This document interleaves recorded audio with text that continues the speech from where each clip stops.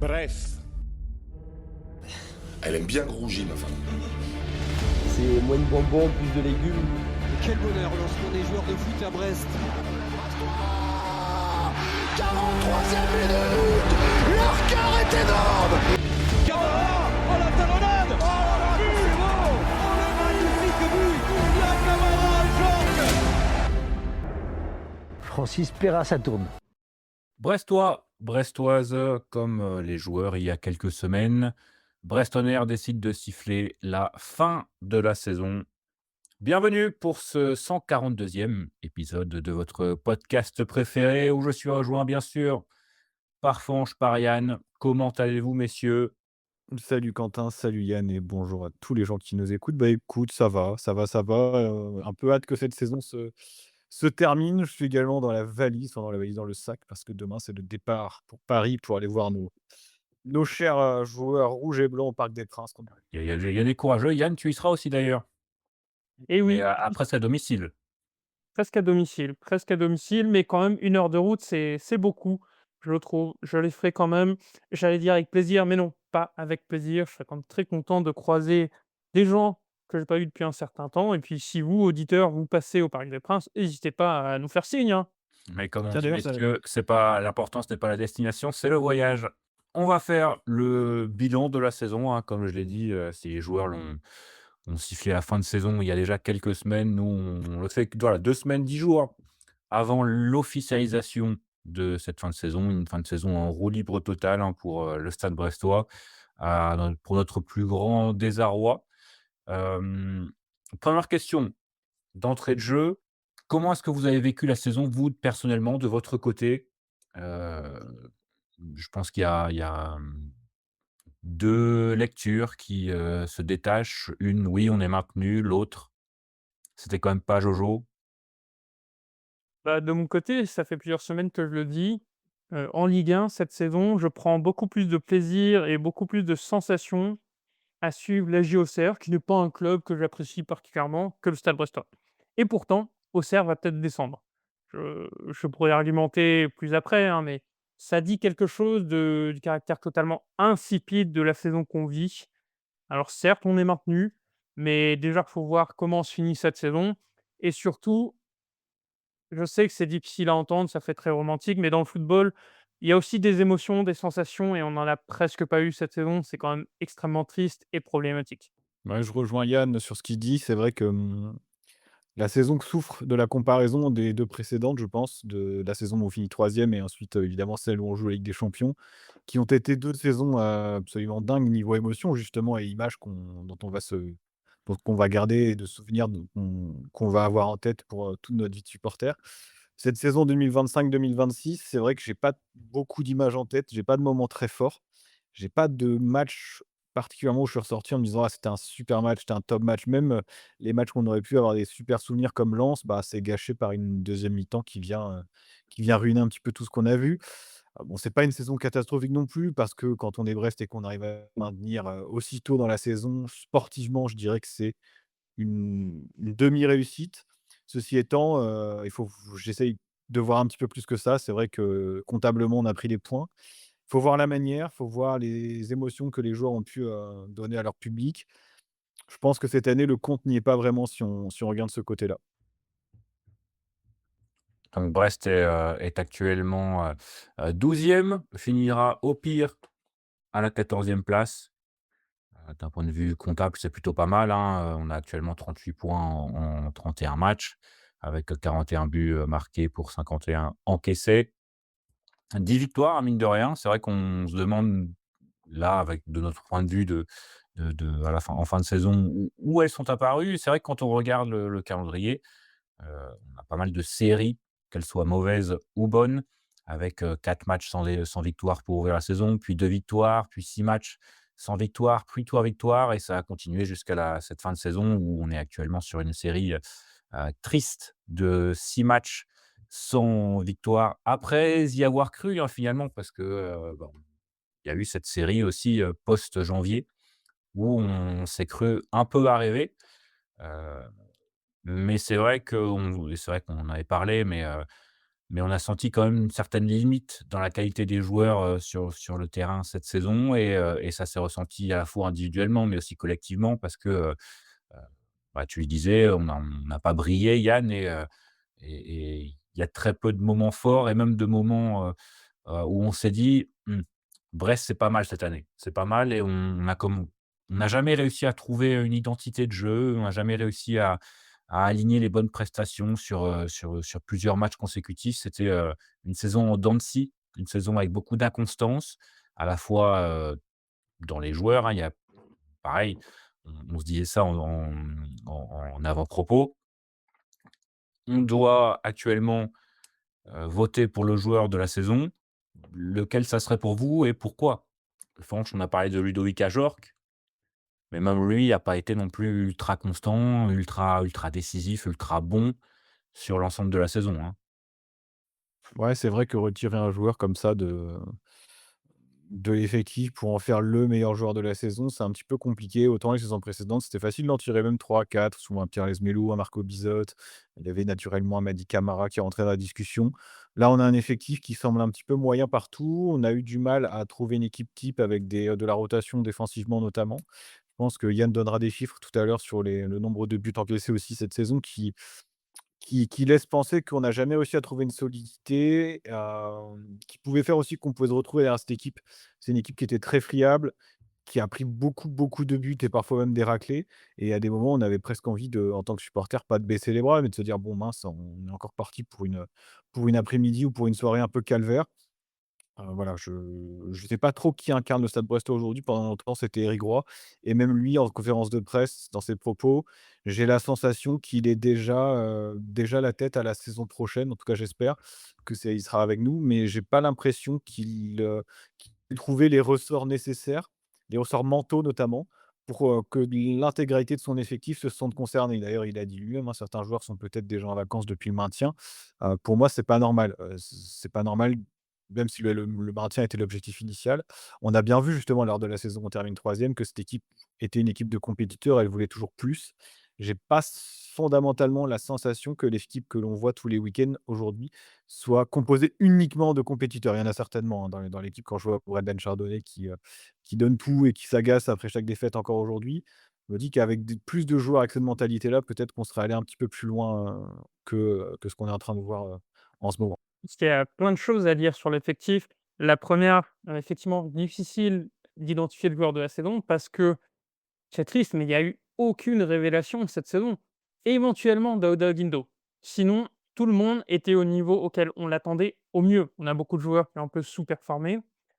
Même au sein de la saison, on n'a jamais eu de joueur qui ait eu une série de 5, 6 matchs où waouh, il était au-dessus de tout le monde.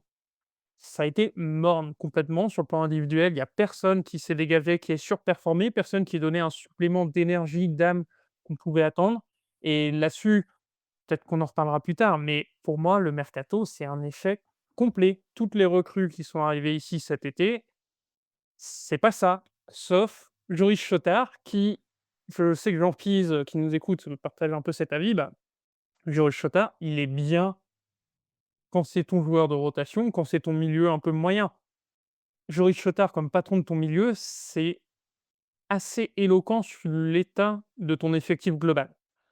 Et pourtant, moi, j'ai mis du temps, mais j'aime bien le joueur finalement et je suis très content qu'il soit là avec nous pour les prochaines années.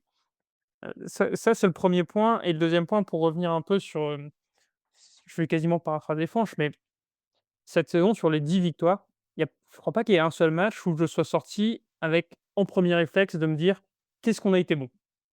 Souvent, la première chose qu'on disait, c'est: «Ah bon, on s'en sort bien, ils sont passés à côté de leur match, ils sont passés à côté de la plaque. Ah en face, sans le carton rouge, qu'est-ce qui serait passé?» ou des choses comme ça. Je sais, je parle à chaud, donc c'est peut-être un peu excessif, mais j'ai pas l'impression que cette saison, on ait dominé une seule équipe, sauf peut-être Rennes sur 15, 20 minutes quand on est allé chez eux. Cette saison, on n'a maîtrisé aucune équipe, on a dicté le rythme à quasiment aucune équipe et en fait, ça donne l'impression d'une équipe qui subit les événements, qui dépend de l'adversaire, de la forme de l'adversaire et qui se contente d'être morne, de faire quelque chose d'assez scolaire. Ça suffit pour se maintenir, assez largement d'ailleurs, parce que mine de rien, en sacrifiant, quasiment 6 matchs, on est maintenu.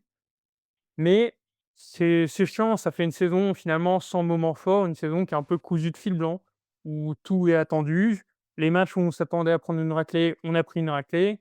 Il y a pas eu de match où on a fait un hold-up.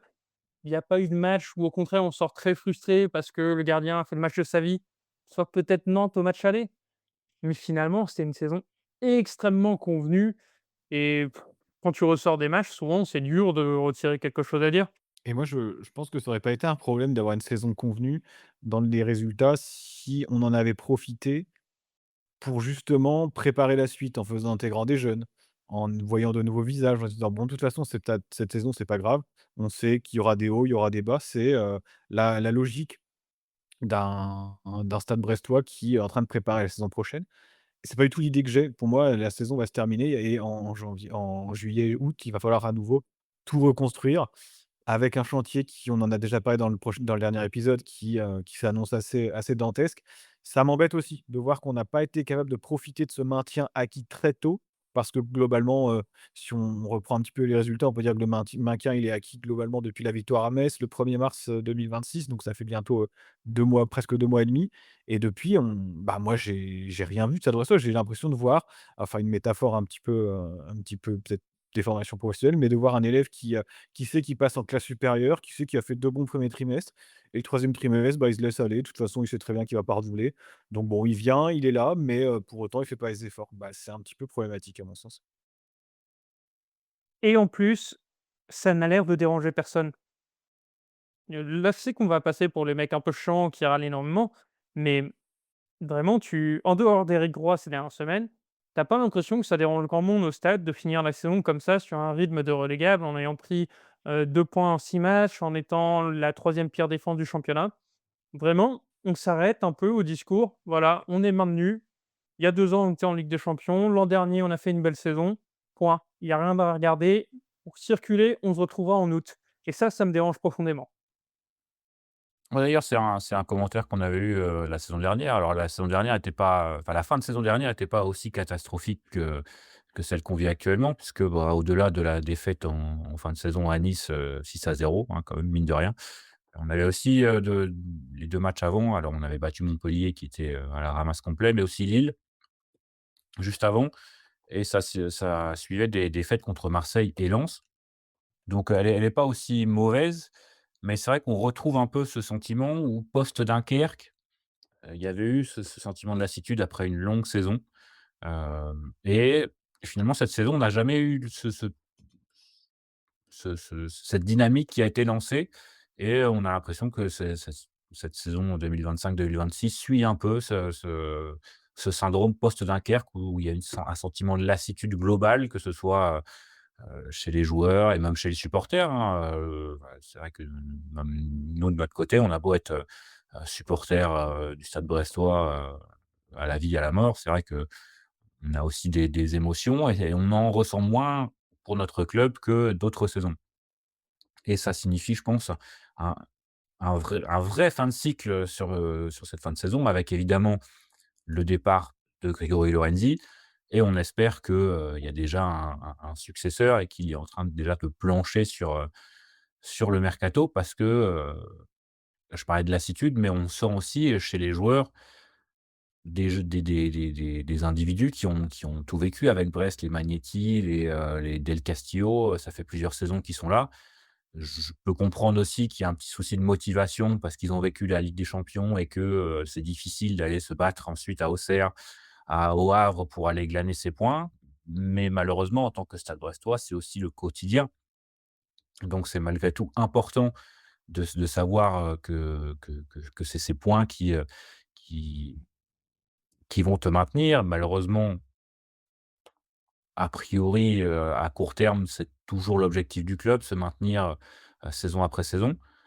Mais la question, c'est est-ce que c'est pas un vrai pas en arrière cette saison par rapport aux 2 précédentes qui étaient, des vrais pas en avant? Il y a presque eu un pas en avant pour 2 pas en arrière cette saison, parce qu'on a vraiment l'impression que tout le monde s'en fout, et c'est même presque plus grave que si les gens, en avaient quelque chose à foutre et seraient pas contents. C'est vrai que, on entend très peu de sifflets, même après, ces 6 derniers matchs qui sont quand même catastrophiques, hein, la défaite contre Paris FC, la défaite à Auxerre, hein, évidemment, qui est quand même assez dramatique. Bah, bon, bah, finalement, on est maintenu donc il y a on est ni content ni pas content, il y a pas de sifflet et peut-être que si aussi les supporters, étaient un peu plus derrière les joueurs, peut-être qu'eux se bougeraient un peu plus le cul donc voilà, c'est, peut-être un cercle vicieux où finalement tout le monde s'en fout comme tu l'as dit Yann et c'est je pense que c'est plus grave que si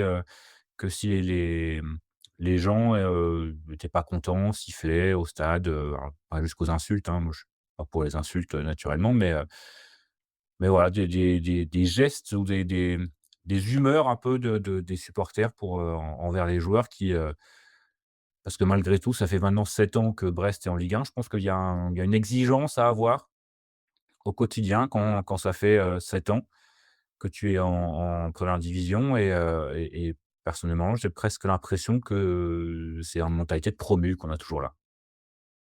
Mais c'est même pire. Moi, pourquoi ça m'inquiète autant finalement cette indifférence? C'est que je vois pas enfin, si l'an prochain le Stade brestois doit jouer le maintien jusqu'à la dernière journée, ce qui est tout à fait possible, hein, et pour des raisons qui certes sont dommageables mais compréhensibles, à savoir le peu de surface financière, tous les changements d'effectifs, enfin voilà. Il y a un scénario où à la dernière journée, on doit aller chercher les points pour se sauver. Pas de problème. Je ne suis pas certain que le club soit prêt. En fait, il y a quelques saisons, quand on était promu, bah, voilà, on partait dans l'esprit qu'il fallait se donner jusqu'à fond, à fond jusqu'au bout, qu'il fallait un peu forcément solliciter un moment une sorte d'union, d'unité. Là, je pense que ça fait des dégâts assez forts, cette indifférence absolue, parce que en fait, on l'a vu à Reims, hein. Reims, ça fait 2 3 saisons où ça finissait la saison un peu en roue libre, hein. Je me souviens quand même d'une saison où ils font 6 défaites sur les 8 derniers matchs. Et bah, la saison où il a fallu se bouger, où il a fallu mettre tout le monde ensemble sur un projet, sur une difficulté, personne n'était là. On a vu la désunion des supporters qui n'ont pas sifflé, qui sont finalement contentés de ne plus venir. On a vu des joueurs qui étaient dans leur petit confort et qui ne savaient plus vraiment ce qu'était jouer le maintien. Et c'est pour ça que moi, ça m'inquiète énormément pour la saison prochaine. C'est aussi pour ça que je pense qu'un grand ménage est nécessaire et c'est aussi pour ça que pour moi, on ne peut pas se satisfaire de ce qu'on se voit en fin de saison, sous le simple prétexte de: «On est maintenu». Je sais que c'est un peu une question un peu de génération parce que ceux qui ont connu et j'en parlais notamment avec Fabrice, que je salue, ceux qui ont connu Brest dans les divisions les plus inférieures, eux, ont peut-être tendance à vouloir se satisfaire d'un maintien au jour le jour. Je peux le comprendre, mais aujourd'hui, si on veut pérenniser le football professionnel à Brest, surtout dans l'attente du nouveau stade, on ne peut pas juste se contenter, au jour le jour et de dire chat perché une fois que le maintien est obtenu. Parce que la saison où il n'est pas obtenu, qu'est-ce qui se passe? Tu as des gens qui ne sont plus intéressés, qui ne viennent plus et qui certains ne viennent que parce que tu es en Ligue 1, donc là, si tu descends en Ligue 2, tu auras plus personne et tu auras balayé tout ce que tu as essayé de construire pendant 2 3 ans. Voilà, je suis sûrement excessif, mais moi, je suis quand même très inquiet par l'état d'esprit qui émane autour du club et c'est pas spécialement du fait du club, c'est en grande partie du fait des joueurs, de l'effectif qui est un peu bancal, des supporters, enfin, voilà, c'est multifactoriel. Je pense qu'il faut discuter au moins beaucoup de choses au lieu de tout mettre sous le tapis sous prétexte de: «On est maintenu, ça fait 8 ans qu'on est en Ligue 1, on a été en Ligue des champions, c'est super, mais il y a un moment, il faut quand même continuer à essayer d'avancer». La question que tu poses, Yann, est intéressante, et on peut la résumer de la manière suivante, c'est: est-ce qu'on est trop exigeant avec le Stade brestois? Je suis pas certain que l'exigence, ce soit forcément quelque chose de négatif. On n'est pas là en train de dire que la saison est ratée, que l'effectif est composé de joueurs qui n'ont pas leur place, qu'il faut virer l'entraîneur. C'est pas du tout, du tout notre propos. Enfin, en tout cas, c'est pas le mien. On se satisfait d'un maintien acquis en Ligue 1 relativement tranquillement. C'est déjà quand même plutôt une réussite pour le Stade brestois. Après, c'est le 8e, ça va être la 8e saison consécutive, si je dis pas de bêtises. Ça, c'est très bien. Pour autant, tu as raison, si on veut voir un petit peu sur l'avenir, on sait que le football français, est en proie à une crise économique assez importante, que les revenus de droits télé n'ont de cesse de baisser, qu'il va y avoir 2 voire 3 saisons encore très compliquées de ce côté-là, en espérant que ça remonte plus tard.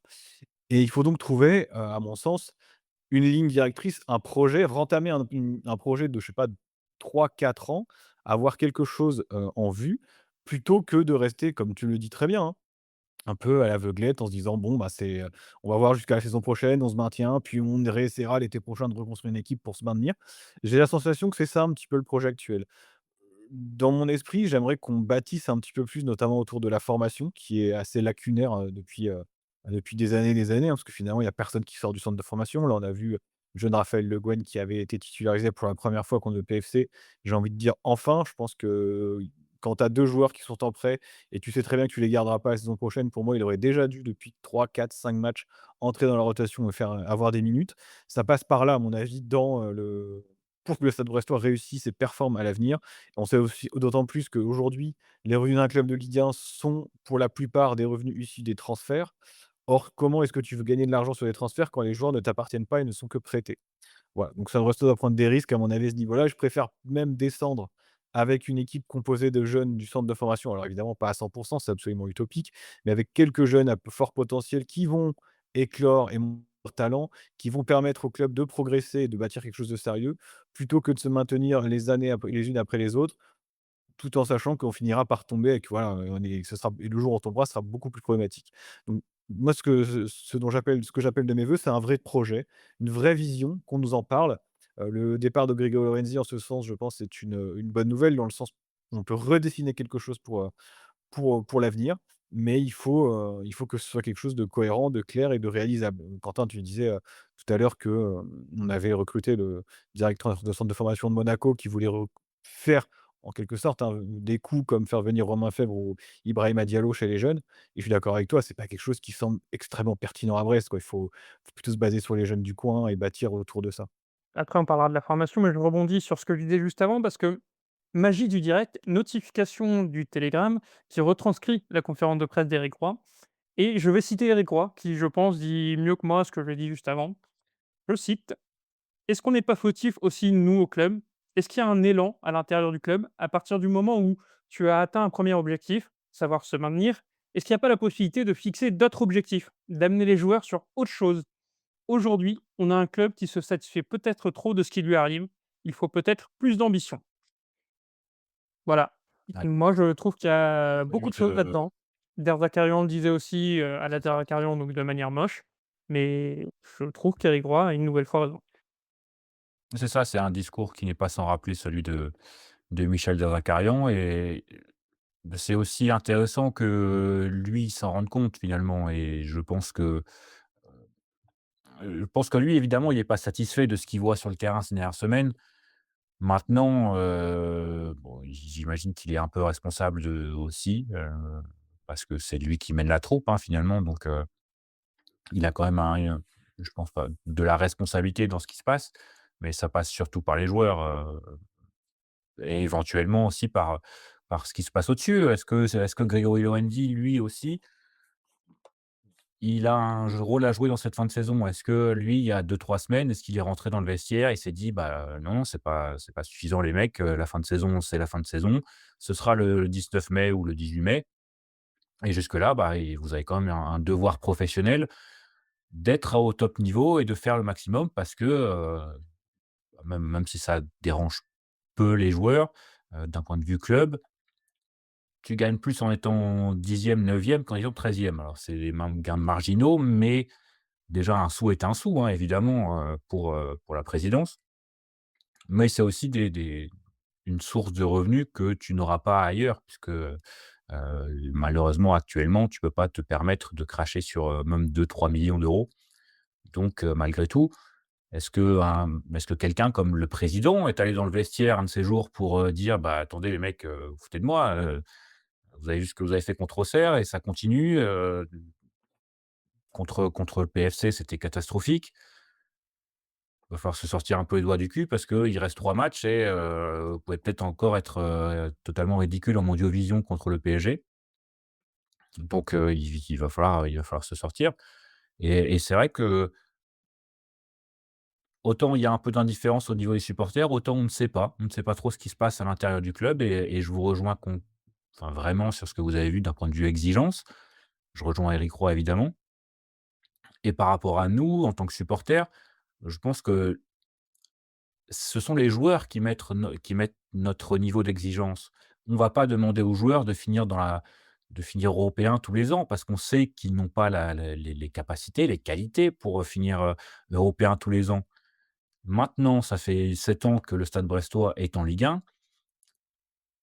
Brest a fini 3e puis 9e. On peut quand même s'attendre à ce que Brest finisse entre la 8e et la 12e place, qui n'est pas d'ailleurs, hors propos actuellement, même si ça va être compliqué et que le momentum de cette saison ne nous amène pas vers le haut. Mais, voilà, nous on ne demande pas non plus des 1000 et des 100, mais on demande au club quand même d'avoir, d'être à la hauteur de ce qu'il est devenu, hein. Je pense à un club de Ligue 1 donc ça fait maintenant, 8 ans que le club va être en Ligue 1. Je pense que, voilà, il y a on a vu beaucoup de clubs passer, que ce soit des Reims évidemment, des Saint-Étienne qui sont montés, qui sont descendus. Là, il va y avoir Nantes qui va descendre, Metz, on n'en parle pas. Donc voilà, on est quand même devenu un certain club de Ligue 1 avec une vision à court terme.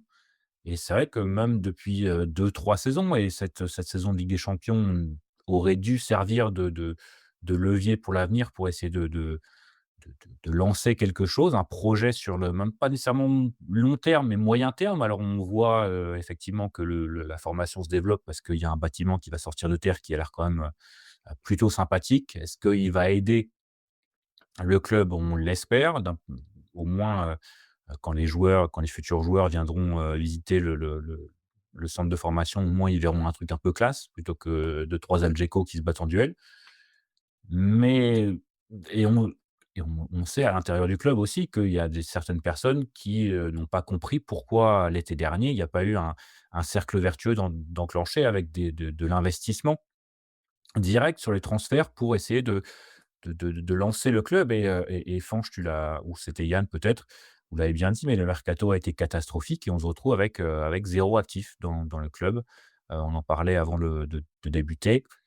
Magnéti éventuellement, Locaux peut-être, Chotard pareil peut-être, hein, mais il y a personne qui a éclaté comme tu l'as dit, cette comme tu l'as dit Yann, cette saison. Bah, on se demande d'où vont venir les revenus cette saison parce qu'on se disait, Grégory Lorenzi disait tous les ans, il fallait vendre quelqu'un pour être à l'équilibre. Cette saison, bah, c'est vrai qu'on se demande qui cette personne peut être. Et sur les individualités, et je pense d'ailleurs c'est bien qu'on puisse parler un peu de qui on veut voir jouer sur la fin de saison. Moi, c'est un truc vraiment je ne comprends pas. Le peu d'engagement que montrent certains joueurs et en particulier les joueurs qu'on a récupérés en prêt en cette fin de saison. Parce que j'ai même l'impression qu'ils ne considèrent même plus Brest comme un tremplin. Chose que, tu vois, un garçon comme Romain Fèvre, qui certes est parti de manière bien dégueulasse, dans son propre intérêt, il avait compris qu'il devait être bon s'il voulait aller aussi haut, s'il voulait aller à Milan comme il le voulait, qu'il devait s'engager au moins jusqu'au bout sur le terrain, sur les matchs. Et j'ai l'impression qu'on a beaucoup de joueurs dans l'effectif aujourd'hui qui n'ont même pas cette exigence-là, et vis-à-vis d'eux-mêmes. À la limite, bah, les mecs, ils s'en foutent du club, tant pis, jouez au moins pour vous. Ils le font pas non plus et ça, je n'arrive vraiment pas à le comprendre et je pense aussi que ça doit être sanctionné, quitte à faire jouer des joueurs qui intrinsèquement sont peut-être moins bons. Il y a pas de problème là-dessus. Hem, voilà, par exemple, Macalou qui, sur cette saison, a quand même donné, a été quand même assez inquiétant sur la plupart des matchs, exception faite de son entrée contre le Paris FC. Bah, moi, je comprendrais qu'on le décide de le faire jouer lui, parce que lui, il a toujours essayé de se donner à fond, il a toujours essayé de progresser, plutôt que certains joueurs qui ronronnent, qui marchent, qui n'ont finalement pas spécialement envie de jouer au foot. Plus que que ce soit Brest ou ailleurs, je trouve ça extrêmement problématique. J'espère que Eric Roy l'a vu, hein, il l'a dit. J'espère que ce sera suivi un peu d'actes. Voilà, le premier acte, ça a été la titularisation de Le Guen. Ça a peut-être pas été fabuleux, mais au moins on donne la chance et on récompense des gens qui sont impliqués et j'espère que ce sera pas le seul. Macalou, Perdre j'espère le voir un peu 4-0, plus. quitte à perdre 4-0, autant que ce soit avec nos mecs, quoi, Mais c'est ça et des mecs qui en retirent quelque chose. Enfin, je le sentais pas dès le début de saison, mais Rémi Labolascari, qu'est-ce qu'il va retirer de son expérience à Brest? Qu'est-ce qu'il va retirer de cette fin de match? De cette fin de saison? Est-ce qu'il y a un match où il va dire: «Tiens, ce truc-là, c'est bon, je l'ai compris. Tiens, ça, je le fais un peu mieux qu'en début de saison»? J'ai pas l'impression. il joue pour les stats là, actuellement. Il joue pour les stats et dans ces cas-là, autant faire jouer un joueur qui nous appartient. On en parlait tout à l'heure, c'est pas Mbou, même s'il ne donne pas satisfaction. C'est probablement un joueur qui a besoin d'enchaîner les matchs pour progresser dans l'optique, encore une fois, de préparer la saison prochaine. Combien de fois on a vu des joueurs qui étaient en Ligue 1 plutôt moyens, dont on s'est dit: «Oh là là, celui-là, qu'est-ce qu'il fera jamais rien». Puis finalement, petit à petit, commence à prendre du temps de jeu, de l'expérience et sur la deuxième ou troisième saison, Une passe d'un joueur qui marque un but ou 2 buts dans la saison à 14-15 buts, ça c'est déjà arrivé. En tout cas, ça risque pas de se passer avec Pathé Mboup puisqu'il a que des tout petits bouts de match. On préfère faire jouer Rémi Labo-Laskeri qui, l'année prochaine, ira jouer avec des champions, en tout cas qui jouera le turnover avec le Racing Club de Lens. Je trouve que c'est vraiment dommageable. On est devenu un club, alors on n'est pas un club satellite parce qu'on n'est pas dans une multipropriété, mais on est un petit peu la multipropriété de tous les autres clubs de Ligue 1 qui ne savent plus trop quoi foutre de leurs jeunes, qui viennent à Brest parce qu'on est un club sympa où ça joue un petit peu, mais on les forme, on les rend et puis, après ils vont s'éclater ailleurs et c'est un peu dommage. Camila Bolascari qui d'ailleurs, a priori n'avait jamais envie de venir à Brest, hein, puisqu'il aurait dû signer à Angers. Mais ça, c'est un autre élément. Mais c'est pas le seul. Tu regardes la plupart des joueurs prêtés, bon, c'est assez dommageable, hein. Ah oui, Et bah, de toute pourtant façon, c'est un peu l'essence du joueur prêté, c'est qu'il va là où son club lui dit d'aller parce que c'est, pour leur club, oui, la meilleure situation. oui, mais l'implication qu'ils mettent n'est pas toujours la même. Les prêts qu'on a pu avoir ces dernières saisons à Brest, il y en a quand même beaucoup où on peut considérer que le joueur a joué le jeu à fond, jusqu'au bout, sans Ah oui, se tout à plaindre fait, tout à et a fait. progressé. Mais tout L'exemple à fait c'est le totalement le risque de cette façon de faire, quoi. Oui, c'est sûr, mais l'exemple le plus clair, je trouve, c'est Ndiaye, qui nous est arrivé l'an dernier, qui a beaucoup progressé, je trouve, sur cette saison, qui s'est attaché. Il disait lui-même qu'il aimerait bien rester. Tu compares à Junior Diaz, qui lui aussi est prêté par 3. Il a fait quelques bons matchs cette saison, hein, il y a pas de souci, mais on sent qu'il est pas plus impliqué que ça. On comprend qu'il a pas spécialement envie de rester à Brest et pourquoi pas, et qu'il va pas se donner à fond jusqu'à la fin de saison. Et ça me fait chier. Ça me fait chier, ça voilà, je sais pas, est-ce que c'est dans le mercato, dans le choix, où on a été un peu dépassé, contrairement aux dernières saisons où nos prêts étaient, quoi qu'on en dise, plutôt bons? Si on se projette sur la saison prochaine, évidemment, il y aura beaucoup de points d'interrogation à corriger cet été. Est-ce que d'abord, vous êtes plutôt optimiste par rapport à la saison dernière? La saison prochaine, pardon.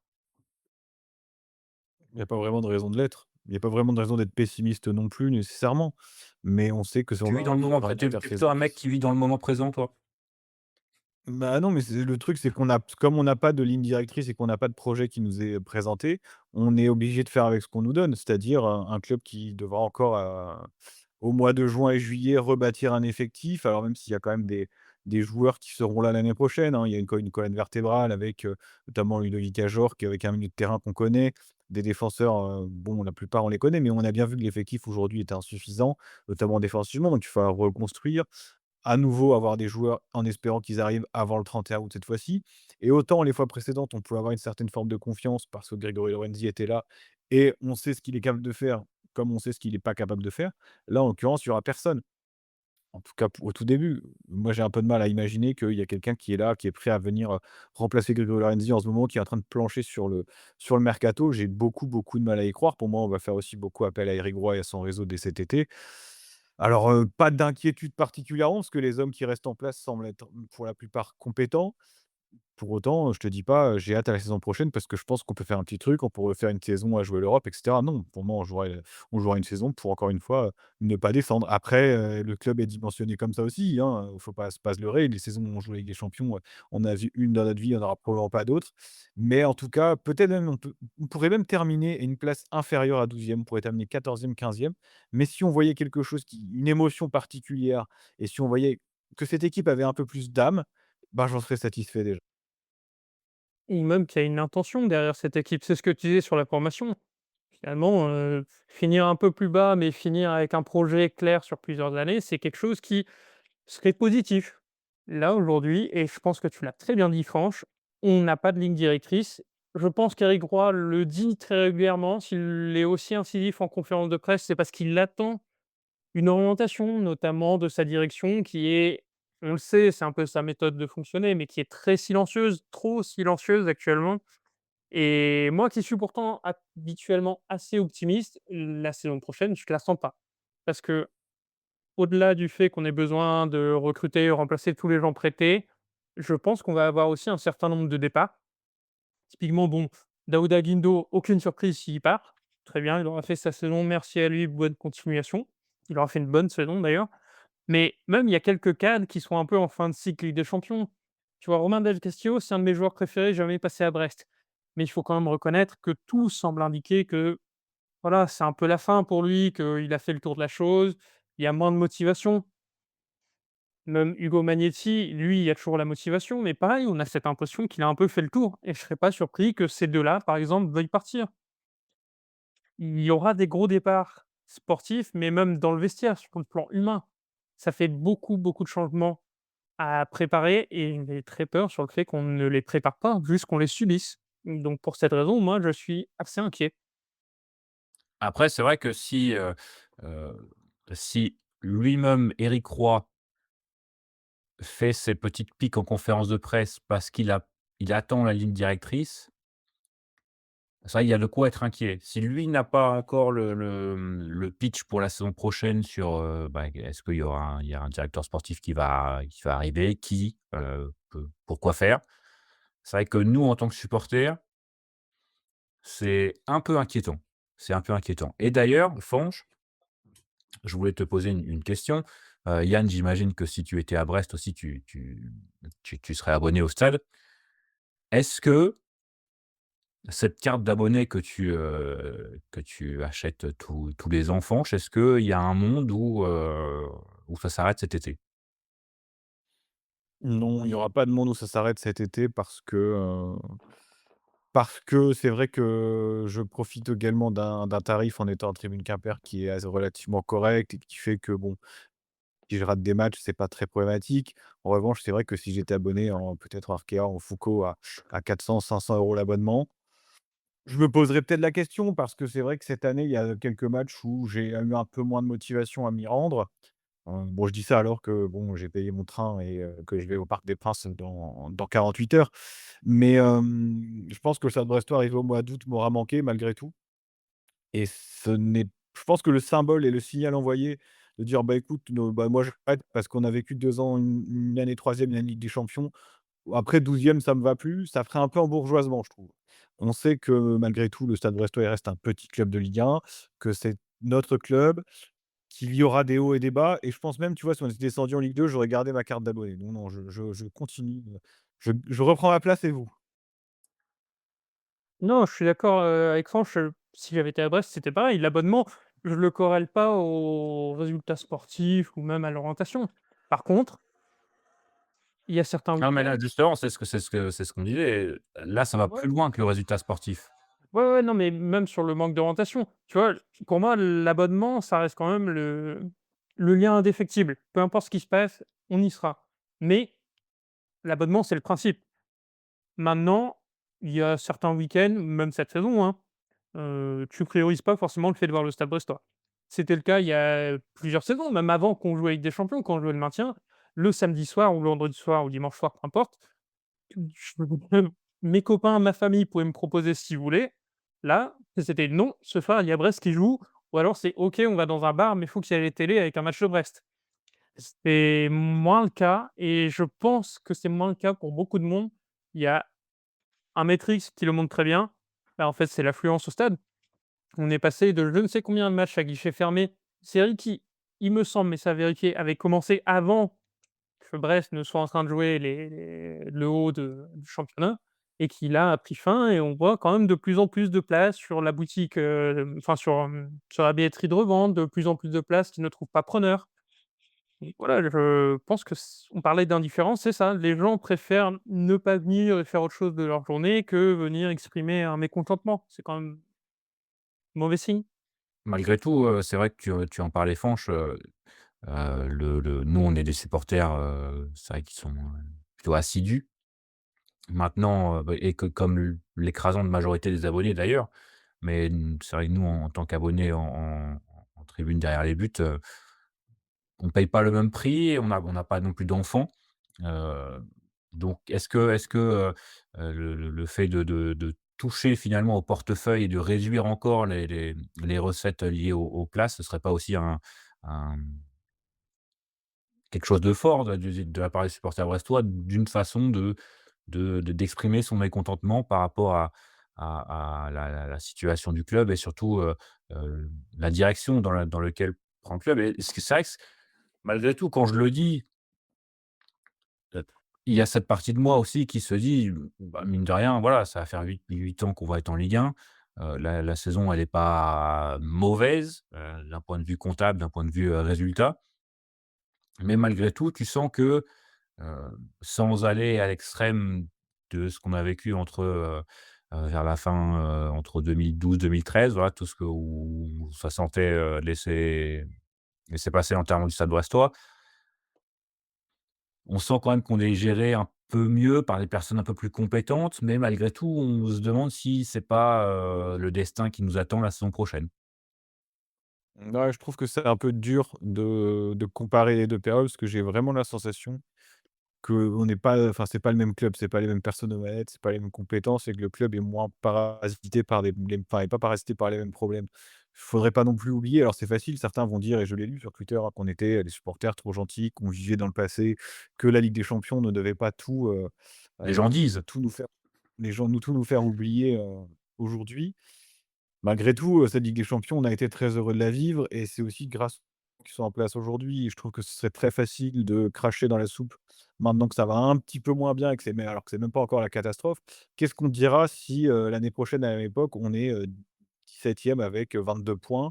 On sera pas très audible. Là, pour moi, l'objectif vraiment, c'est de faire comprendre que je suis en manque de projet plutôt que de dire que c'est la catastrophe et sans projet, ça pourrait devenir la catastrophe, en fait. Je sais pas si je suis très clair, mais on est un peu à un tournant, un carrefour, aujourd'hui où le Stade Brestois a vécu probablement les heures les plus belles de son histoire, mais ne peut pas, simplement vivre sur son passé et vivre sur ces souvenirs-là. Il faut enclencher quelque chose d'autre, quelque chose de nouveau qui donne envie aux gens justement de ne pas se poser la question de: «Est-ce que je vais en match ou est-ce que je ne viens pas?»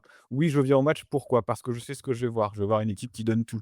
Je vais voir des jeunes que j'ai vu grandir et qui passent professionnels petit à petit. Je viens voir un coach qui sait ce qu'il fait avec son équipe parce qu'il a un projet et qui, même s'il réussit pas aujourd'hui, peut-être que dans 2 mois ou 3 mois, il y aura quelque chose qui aura du sens et on va voir les progrès venir. Les gens doivent se reconnaître un petit peu plus dans le Stade brestois et je pense que cette année, justement, ça n'a pas été vraiment le cas. Justement par ce manque de continuité, ce manque de régularité dans les résultats, même dans les performances et cette absence globale, hein, de joie tout simplement autour du Stade brestois. Il y a eu très peu de joie. Il y a eu le match contre Monaco qui était sympa, le match contre Nice à domicile, la victoire contre Lorient et contre l'OM. Ça fait pas mal, mais c'est assez maigre finalement dans une saison qui dure 34 matchs et c'est on arrive trop souvent là en fin de saison, avant le match, en se disant: «Bah, voilà, je sais que de toute façon, bah, c'est foutu». Le match contre le PFC, pour la première fois depuis très longtemps, je ne l'ai pas regardé et j'ai pas été particulièrement surpris de voir qu'au bout de 20 minutes de jeu, il y avait 2-0 pour le PFC et ça a simplement confirmé et mon choix de ne pas de pas le regarder, d'aller prendre l'air et de profiter du soleil. Alors que comme disait Yann, c'est pas du tout quelque chose que j'aurais fait les années précédentes. Voilà, c'est un peu là où je me trouve aujourd'hui, toujours évidemment, très fan du Stade brestois, il y a pas de doute, c'est pas la question. Mais plutôt je m'interroge sur ce que le club est en train de devenir et sur la route qu'il va emprunter dans les années à venir. Je suis totalement d'accord avec Franck, mais vraiment totalement et même si je vais caricaturer, bah, au pire, si le Stade brestois descend en Ligue 2, mais se retrouve avec une vraie identité, avec une vraie ferveur, avec un vrai projet, des valeurs un peu communes mises en avant, et bah, écoute, pourquoi pas? Pourquoi pas? Je veux dire, si on part du postulat qu'on entend trop souvent que de toute façon Brest est un club qui est voué à être en Ligue 2, et bah, autant l'être avec notre particularité, autant que ce soit notre Brest qu'il soit et ça passe sur au-delà du terrain. Là-dessus, je voulais le souligner parce qu'on râle beaucoup, mais il y a aussi des choses bien qui sont faites. Par exemple, c'est sur le dernier match, je crois que c'est contre Lens, il y a eu toute une communication conjointe qui a été faite avec la marine nationale et ben, j'ai trouvé ça super bien. Parce que ça rappelle ce que c'est le Stade brestois, c'est le club de la ville de Brest, une grande ville portuaire qui est parfois un peu brutale, mais qui est toujours résiliente. Je suis désolé, je mets beaucoup de mots-clés, un peu bateau, mais c'est vrai et je trouve que c'est un aspect qu'il faut vraiment cultiver, qui doit se cultiver dans sa communication, mais aussi dans les choix même sportifs, dans les choix d'ADN, d'identité de jeu. C'est un peu cliché, mais le Lorient de Gourcuff, tout le monde l'associait à un système de jeu. Pourquoi Brest, c'est pas le cas? Pourquoi on n'associe pas Brest tout de suite à un type de joueur, un type de formation, un système de jeu, une valeur précise? Fut un temps, c'était un peu l'idée que Brest jouait à Francis Leblay, sous la pluie, c'était chiant. Même ça, on l'a plus aujourd'hui. Ça, assez triste, assez dommageable, mais pourtant, je termine là-dessus, je suis pas d'accord avec l'idée d'aller taper au portefeuille en tu le disais pas comme ça, Quentin, mais c'est un peu comme ça que je l'ai pris en disant que, bah, mettre une sorte de pression à l'abonnement, presque une sorte de boycott si nécessaire. Je suis vraiment pas d'accord, même si le club allait très mal, sportivement ou quoi que ce soit, ça serait jamais la solution à mes yeux Le vrai problème aujourd'hui, c'est que on refuse de discuter des problèmes, on refuse même de dire et de reconnaître qu'il y a des problèmes. Parce qu'on a eu la C1, parce qu'on a 8 saisons en Ligue 1. Je pense que la première étape, c'est de reconnaître qu'il y a des problèmes et que finalement, on ait un peu plus de discussion que Eric Roy et Brendan Chardonnay qui sortent dans la presse après les défaites pour dire qu'il y a des choses qui vont pas. Là, dans l'immédiat, à mes yeux, ce dont Stade Brestois a vraiment besoin, c'est une prise de parole claire de sa présidence et en plus, l'occasion est toute trouvée puisque après-demain, ça fera 10 ans que Denis Le Saint est président du Stade Brestois 29.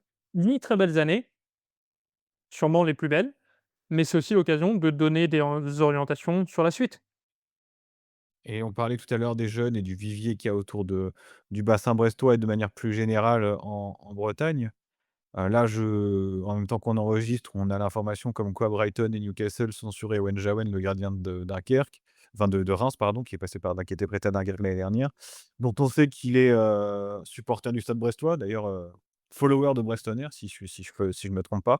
C'est encore un gars qui a même pas joué à Brest, qui est parti à Guingamp, qu'on a laissé qui aurait dû faire partie du centre de formation du Stade brestois et ça aussi, on est passé à côté et les exemples, ils sont légion à ce niveau-là. Je regardais la demi-finale évidemment comme vous, je pense Arsenal contre, l'Atlético mardi soir. Il y avait Robin Lenormand qui était titulaire en charnière centrale, qui sera probablement dans l'effectif de l'Espagne pour la coupe du monde. Ça fait trop de joueurs qui vont exploser ailleurs alors qu'ils auraient dû et c'est pas des joueurs qui étaient, planqués à l'autre bout de la France, hein, c'est des mecs qui étaient sous notre nez. Jawen, si je dis pas de bêtises, Yann, il était à Guipava.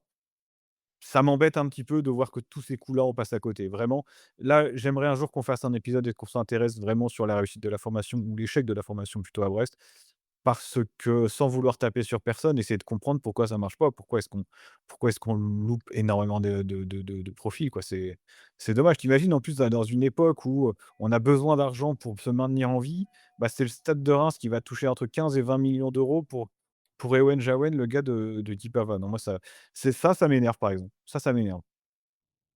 J'ai retrouvé une petite interview une des rares interviews que c'est vrai que, étant donné qu'il parle assez rarement, quand il parle, ça résonne pas mal, parmi nous et donc Denis Le Saint, avant la réception du Real Madrid, il y a 1 an, avait, heu, avait répondu aux questions de Franck Ledors, donc dans l'équipe et donc ça parlait, évidemment de coupe d'Europe et lui, donc Denis Le Saint, se projetait en coupe d'Europe dans les années à venir.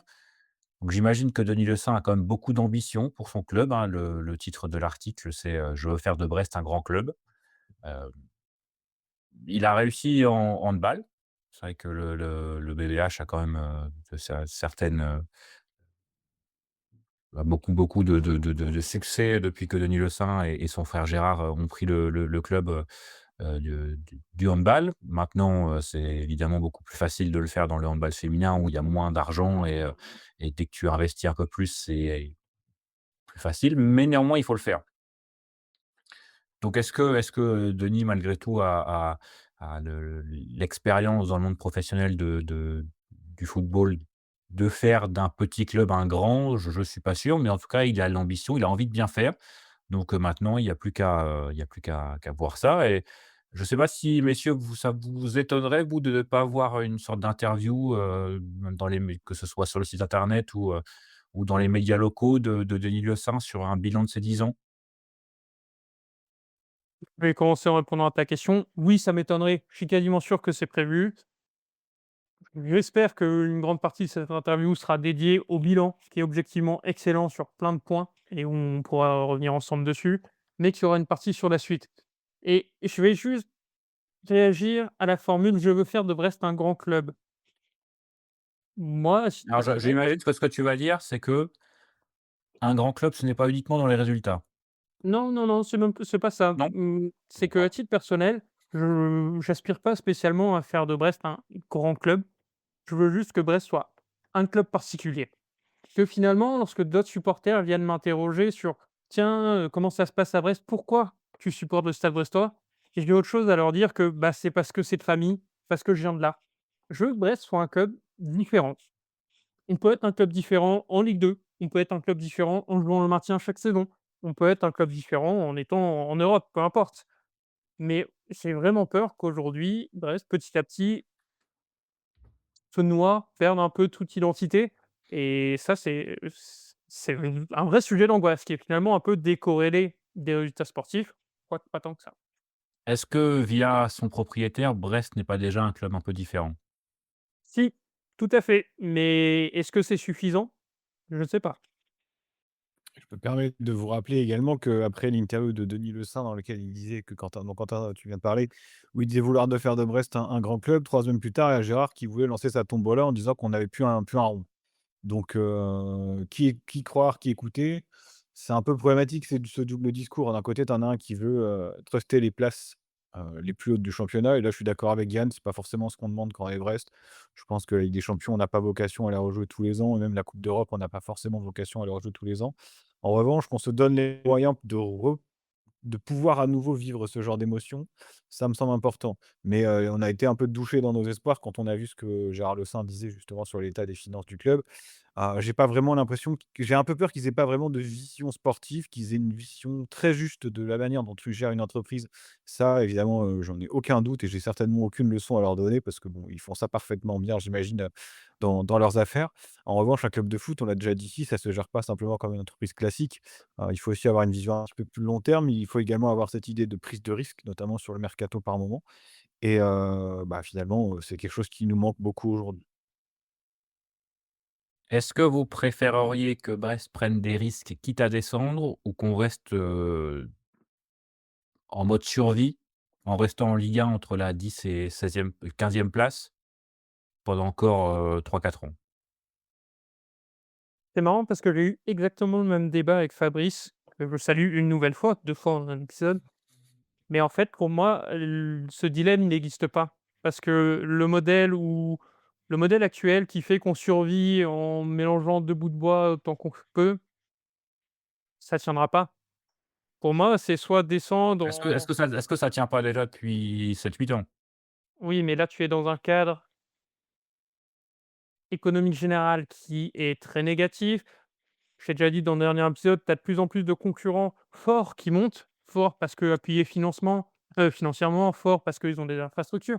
Tu vois, les clubs qui vont monter la saison prochaine, tu as 3, tu peux avoir Saint-Étienne, tu peux avoir Le Mans qui me semble là aussi un actionnaire, étranger assez riche. Enfin, la concurrence, elle va commencer à devenir bien solide, bien forte et aussi parce que, bah, on le voit, là, on est un peu en bout de cycle. Lorenzi va partir, ça sera pas forcément la même chose avec son successeur. Pour moi, continuer de cette manière-là, ça marchera pas, ça descendra. Donc quitte à descendre, ce qui serait dramatique, hein, quitte à descendre, autant le faire en essayant des choses, en construisant quelque chose, en fait, en créant, en continuant un attachement au club qui soit un peu décorrélé des résultats. Ouais, d'abord, je vais commencer par saluer Fabrice aussi, que que je ne connais que je ne connais pas, mais qu'on salue pour la troisième fois. Non, mais je suis d'accord avec Yann, de toute façon, il y a risque et risque. Évidemment, l'idée, c'est pas de balancer, 10 millions d'euros qu'on n'a pas sur un joueur en espérant qu'il nous fasse, passer un cap. Je pense que les risques, ils doivent se prendre un petit peu plus sur l'investissement dans les structures du club, l'investissement dans la formation. On en a déjà parlé dans ce podcast, mais c'est ça que j'entends moi en prise de risque. C'est investir sur les structures qui pourraient à terme nous donner davantage de chances de réussite en fait.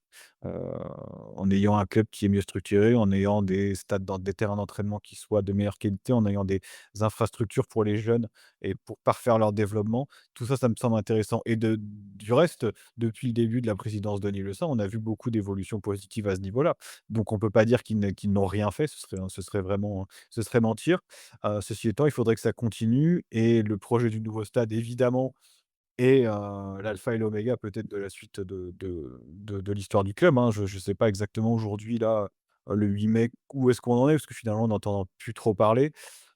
Mmh, prise de prendre des risques pour prendre des risques, c'est pas l'idée en tout cas, c'est pas l'idée que j'ai, mais c'est plutôt une logique d'investissement, à court et long terme. On a fait, je pense, le tour de la question sur cette saison 2025-2026, à moins que quelqu'un ait quelque chose à rajouter, peut-être Yann? Ben je veux juste te demander ta réponse à ta propre question. Alors moi, je pense qu'il faut quand même, lancer un cercle vertueux. Malheureusement, effectivement, là, on l'a vu, et on le sait, ces dernières saisons, surtout en Ligue 1, l'achat du de le principe de l'achat-revente est quand même, très important dans les recettes d'un club et malgré tout, il suffit d'un bel achat pour une belle revente pour, gommer le raté de, divers joueurs qui sont arrivés. Heu, un mec comme Robin Febvre, c'est plus facile de rater un mec comme Christophe Herrel quand, tu as 15 millions sous la main, et dans la poche. Maintenant, c'est vrai que c'est quand même est-ce que c'est le bon été pour le faire quand tu as un nouveau directeur sportif arrive et qu'il a pas nécessairement de d'expérience, ou bien de passer, dans le recrutement? C'est quand même un risque, hein, malgré tout, toujours de faire un investissement sur un jeune joueur. On ne sait jamais trop, comment ça peut marcher. Principalement à Brest où il y a vraiment aucune culture du jeune, principalement étranger, hein, pour le coup, mais aussi du jeune français, hein. Très peu de jeunes français, ont éclaté, à Brest après avoir été recrutés. Donc c'est effectivement compliqué malgré tout. Est-ce que ça vaut pas le coup de tenter? Heu, parce que ça peut lancer quelque chose de beau et parce que voilà, c'est ça même même si tu vends un mec, pour une somme à 8 chiffres, tu peux aussi, le réinvestir cet argent pour, des ce que tu as dit Fonch, pour les infrastructures, mais aussi du personnel humain, hein. Éventuellement, plus de communication qui, ensuite t'apporte plus de partenaires ou voilà, des choses comme ça. Donc c'est un cercle vertueux à ramener et c'est vrai que par rapport à vivre des saisons un peu monotones comme on le fait actuellement, enfin comme on l'a fait cette saison, c'est vrai que, actuellement ça implique que ça s'est réalisé sur plusieurs saisons, ce qui n'est pas vraiment le cas. Mais c'est vrai que c'est hyper frustrant comme de ne pas vivre grand chose en termes d'émotions. Quand on est supporter, j'imagine que comme vous, comme moi pardon, vous aspirez à vivre ces émotions, ces hauts, ces bas même, hein. Heu, tout ce qu'on a vécu il y a quelques saisons maintenant, en Ligue des Champions, on l'a aussi, beaucoup, apprécié parce qu'on a vécu tous ces bas, depuis plusieurs années. Donc on a envie de vivre ces montagnes russes d'émotions et cette saison, ça a été, vraiment l'inverse, monotone dans le moyen, voire le moyen bas. Donc c'est ouais, moi, je pense prendre un risque, ça vaudrait le coup. Malheureusement, je pense que ça aurait dû être fait plutôt l'été dernier plutôt que cet été, quoi. Et dire qu'on a passé quasiment 1 heure à déplorer cette saison monotone pour que finalement Brest remporte son premier match contre le PSG ce week-end. C'est fabuleux, hein? C'est fabuleux. Ah ça, on s'y attendait pas, hein. Ouais, bah, j'espère que ce sera même pas le même PSG que les 2 derniers mercredis parce que sinon ça risque d'être un peu compliqué et probablement un petit peu long pour nous dans la tribune, Yann. Ah bah, au moins on rigolera. On Après rigolera toi, France, tu as déjà vécu un 7-0, contre Montpellier à domicile et finalement, est-ce qu'on n'avait pas bien rigolé ce jour-là?